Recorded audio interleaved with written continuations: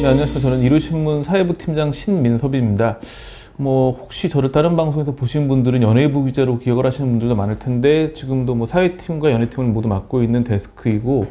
지금 이 코너는 데스크 수첩이라고 제가 한동안 저희 지면에 그 칼럼으로 연재를 했던 코너였었는데, 일요신문 사회팀이 어떤 기사를 어떤 과정을 통해 가지고 보도했는지, 그리고 지금은 어떤 취재를 하고 있는지, 그래서 저희가 취재하는 방향에 맞는다면 제보를 받는다든지 이런 식의 칼럼이었었는데, 그 코너를 지금 영상으로 한번 해가지고 새롭게 시도를 하고 있습니다. 오늘 다룰 이야기는 헤어진 연인의 이야기입니다. 헤어진 뒤에 이제 여성은 이제 저 남성이 본인에게 데이트 폭력을 가했다 등등의 여러 가지 이야기를 하고 있고, 또 그 남성은 그게 아니라 헤어지는 과정에 다른 문제가 있었다 이런 식으로 얘기를 하고 있는데, 사실 데스크 입장에서 이런 이야기는 그다지 보도의 가치는 없습니다. 물론 이제 이런 부분에 데이트 폭력이 좀 심했다거나 그 과정에서 관련 성범죄가 있어가지고 고소고발이 돼가지고 수사가 이루어지고 있다고 한다면 보도를 하기도 하지만, 대부분은 사인들의 이야기이기 때문에 법원에서 어떤 판결을 내리느냐만 지켜보는 수준인데, 이번 일은 이렇게 유튜브 코너까지 마련해서 얘기를 하게 됐는데, 그 이유는 바로 그 주인공들이 굉장히 유명한 분이 포함되어 있기 때문입니다.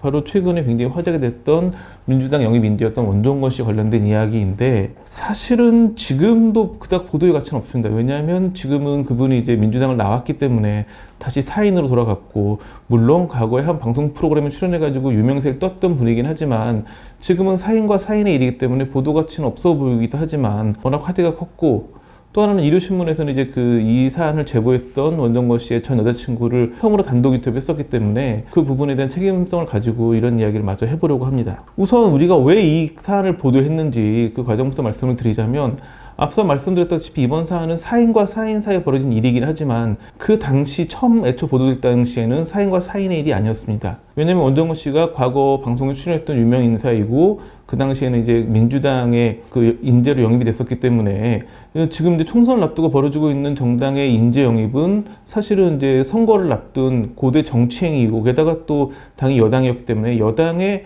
정치행위, 그리고 이제 나중에 폭로 내용을 살펴보다 보면 원종건 씨를 섭외하려고 했던 게 자유한국당도 있기 때문에 여당과 야당 모두 청년 정치인을 영입하고자 하는 정치권의 행보와 연관이 되어 있었기 때문에 보도를 한 거였었고, 지금은 그런 측면에서는 약간 멀어졌지만 지금도 어느 정도 그런 가치는 있다고 보여집니다. 또 하나는 일요신문 사회팀에서 지난해 연말부터 꾸준히 청년 정치인에 대한 보도를 해왔습니다. 그래서 청년 정치인 영화를 만나다라고 하는 그 연대 코너도 있었고, 그리고 지금 그 이후에도 많은 보도를 하면서, 사실은 이번 일이 있기 전에 자유한국당에서 영입했던 인재 중에 한 분도 저희가 어떤 관련 내용에 대한 보도를 했었고, 그리고 우리한테 그 정치에 생각이 없다라고 이야기를 하는 그런 일도 있었기 때문에 꾸준히 청년 정치에 대한 보도를 해왔고, 청년 정치에 대한 부분은 다음 총선을 거쳐가지고 대한민국의 미래와 굉장히 직결되어 있기 때문에 그런 상황에서 접근했던 것이었습니다. 사실 원종건 씨 같은 경우에는 민주당에서 처음 인재로 영입될 당시부터 굉장히 온라인에서 다양한 소문이 많이 있었고,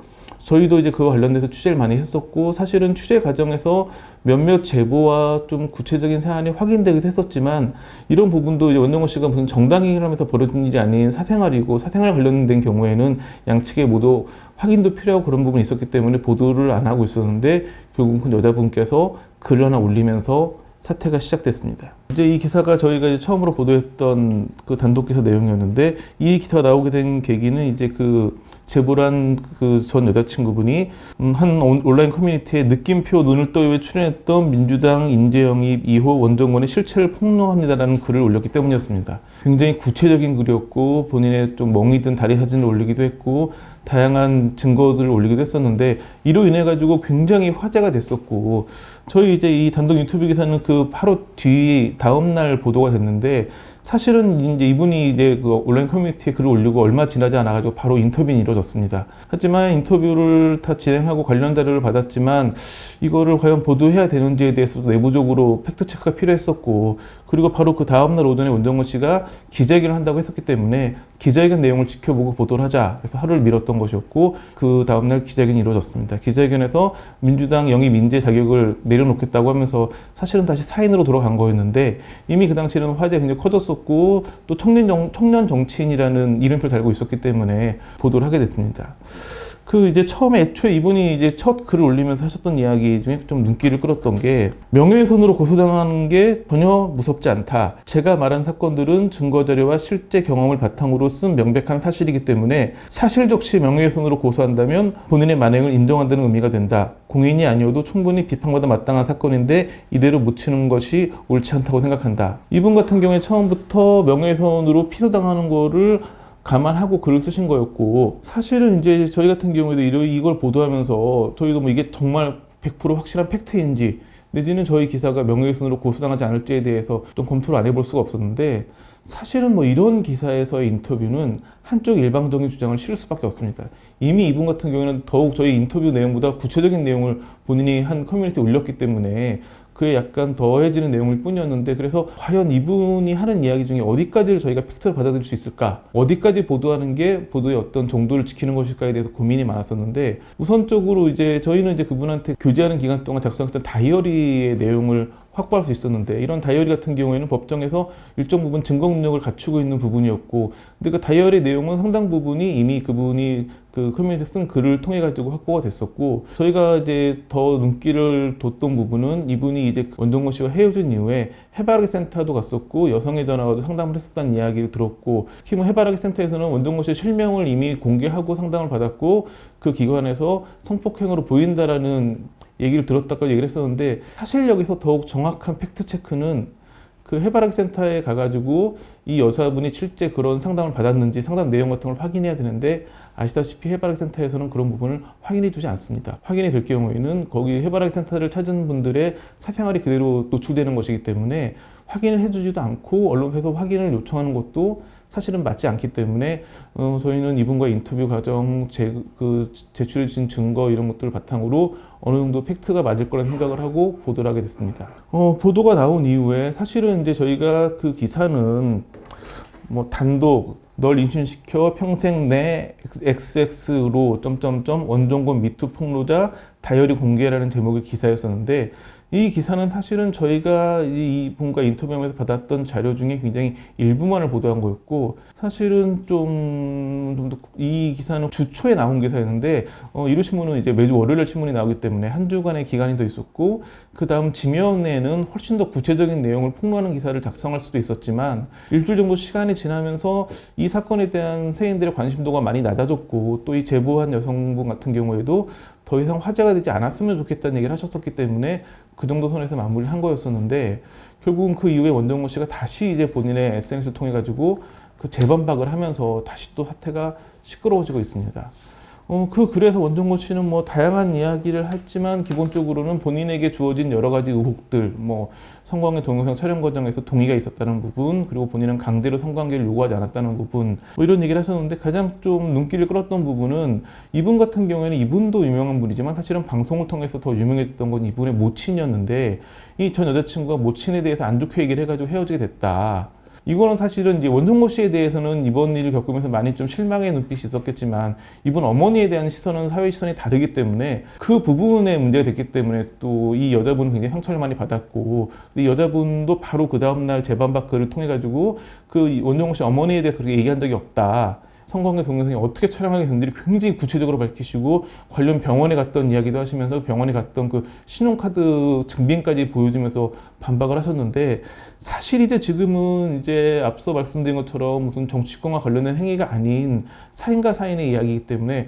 보도를 하는 게 맞는지. 근데 원정건 씨가 반박하는 글을 올리고 나서 바로 이제 저희 담당 기자는 이제 그 여자분과 통화를 또 장시간 했는데, 지금 입장에서는 사실 데스크로서 보도의 가치가 없고 보도를 할 필요가 없어 보이기도 하지만, 이 여자분이 너무 지금